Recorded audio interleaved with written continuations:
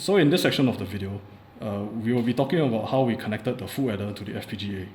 So instead of using this switch, we directly connect the inputs A, B, and C to the outputs of the FPGA.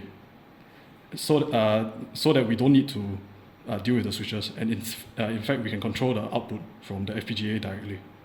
The sum and the carry are also connected directly as inputs into the FPGA so that we can directly track the sum and the carry. Other than that, the ground and 5V have also been connected to the FPGA in order to not have to use the batteries.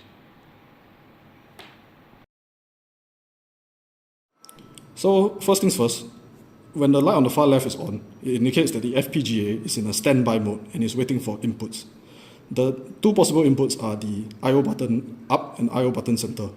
The I/O button center, which we'll be talking about now, activates a manual mode, where it compares the furthest right three dip switches in terms of from right to left, A, B, and C in as the inputs. It sets those as the inputs and compares it to the outputs expected from the sum and C out.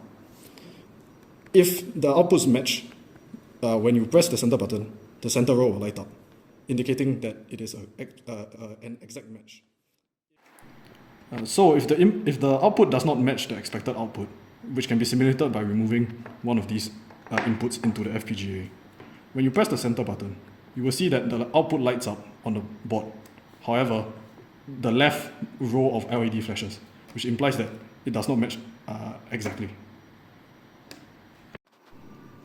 So after the manual mode is done checking, it will return back to the original standby mode. The top button now we'll be talking about now would be the automatic check function. When you press it, it will cycle through all checks, and if all of them match exactly, again the center row will flash. Okay. So for the automatic mode, if any one of the states expected output does not match the actual output, which can be simulated by removing this C out wire, input wire. On the right hand side, when you press the top button, it will show which state did not complete and then flash on the left LED. So for example, right now the fourth state is incorrect. That corresponds to the logic table that we show right now, the fourth state. And as such, you can tell that that single state is not working properly and you can fix it. Again, same as the manual state, once it is done with this, it will return back to the standby state where you can test again.